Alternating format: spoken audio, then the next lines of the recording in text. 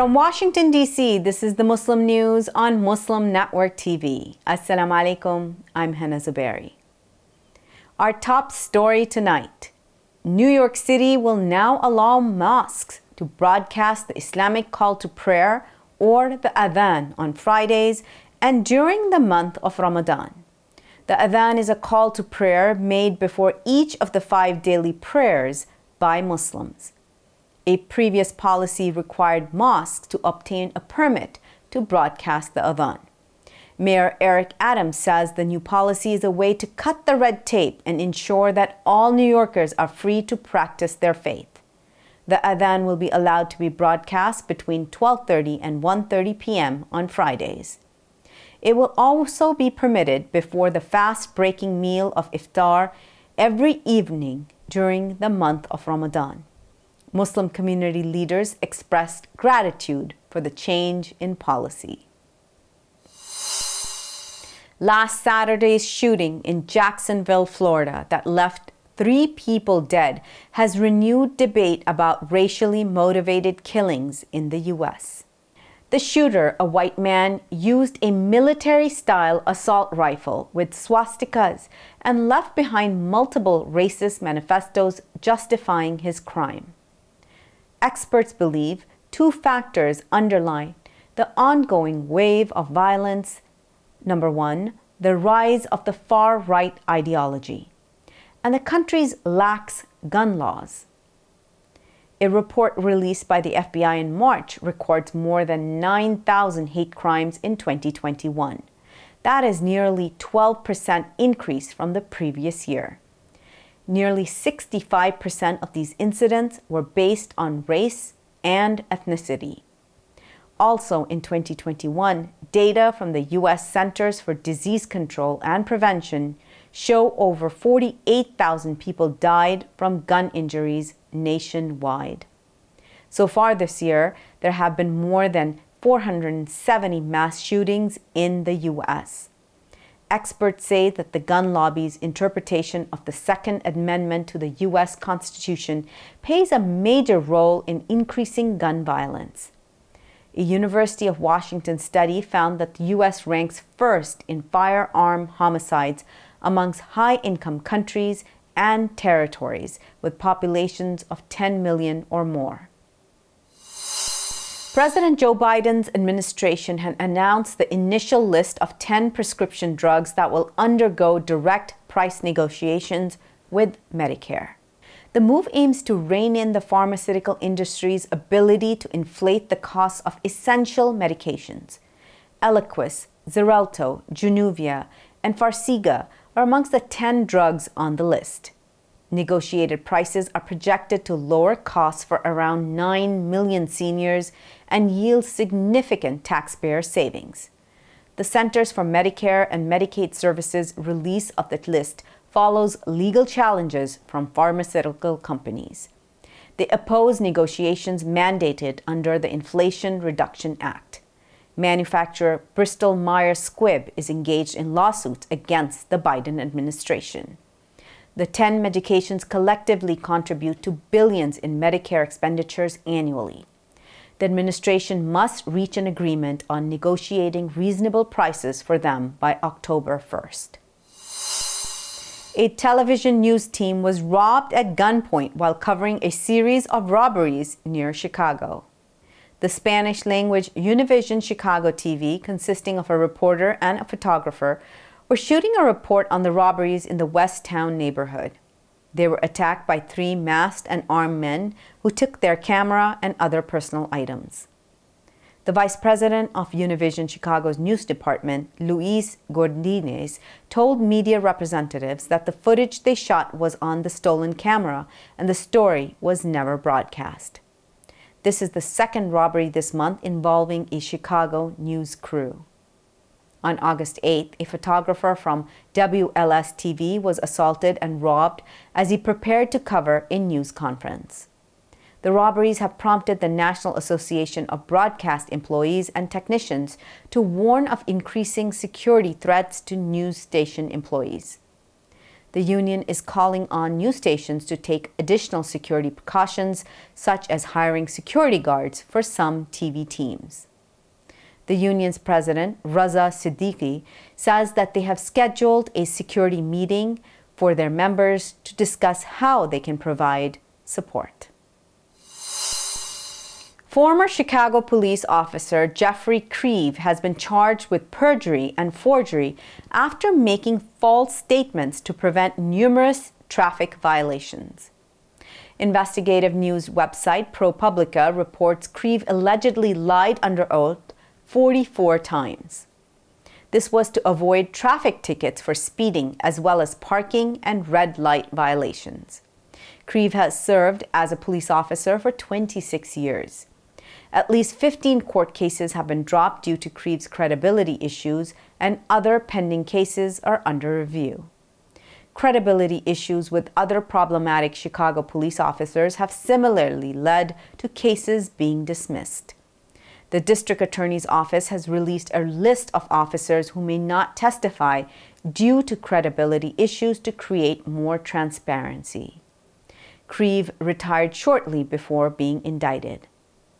His complaints of misconduct came to light last year. The Chicago Police Department was aware of the investigation into Creve's false testimony, but did not remove him until later.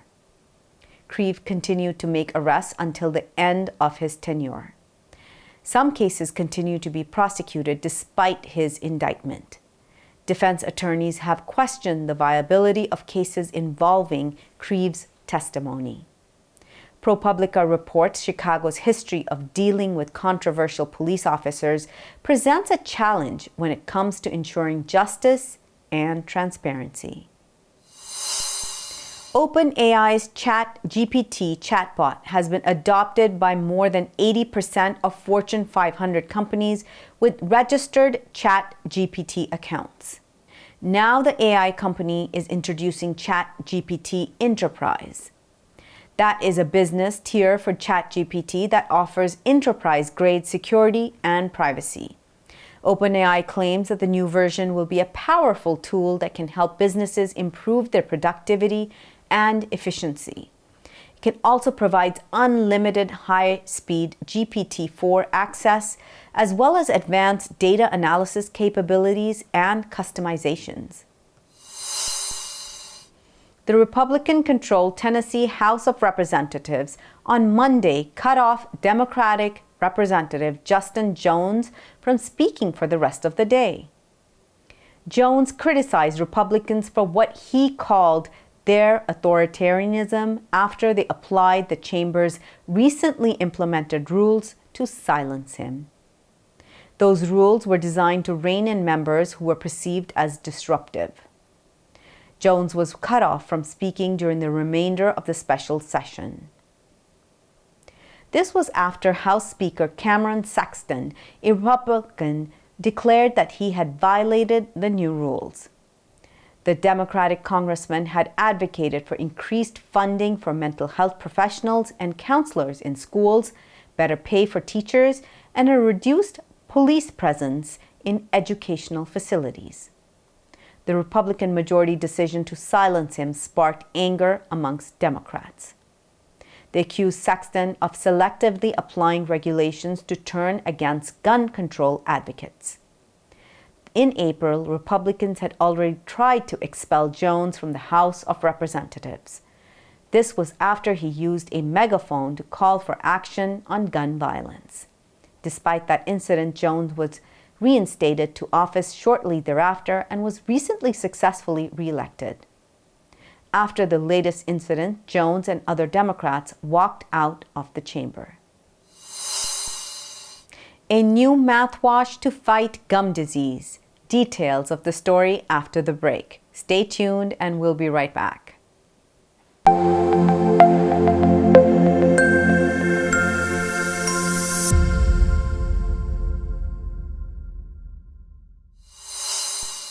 Welcome back. A new mouthwash that uses the body's own immune system to fight gum disease is being developed. Dr. Zoltan Geksi is the assistant professor at Semmelweis University. a research-led medical school in Budapest, Hungary. He says the mouthwash targets white blood cells. Voiceover redo. Dr. Zoltán Geksy is the assistant professor at Semmelweis University, a research-led medical school in Budapest, Hungary. He says the mouthwash targets white blood cells instead of the bacteria that causes gum disease. This approach has been used in cancer therapies to turn disease-causing cells into pro-healing cells. Scientists say that the early trials of the mouthwash are promising, and it could be available in form of a mouthwash or gel in the future. Gum disease is a common condition that can lead to tooth loss. It's also linked to an increased risk of heart disease. The mouthwash is still in the early stages of development, but it has shown promise in lab tests. Israeli army forces rounded up 32 Palestinians in military raids in the occupied West Bank on Tuesday.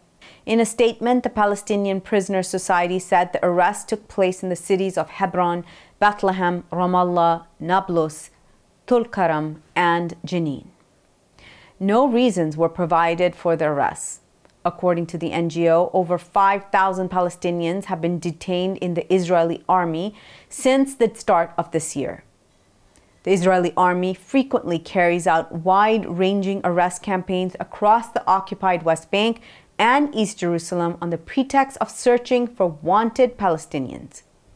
According to Palestinian figures, Israelis currently hold some 4,700 Palestinian detainees, including nearly 160 children and 29 women. Desperate Rohingya refugees in camps in Bangladesh and Burma's Rakhine state have become prey to human traffickers.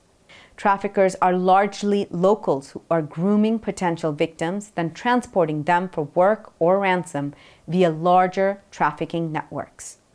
The U.S. State Department has ranked Burma as the third worst country for anti-trafficking cooperation.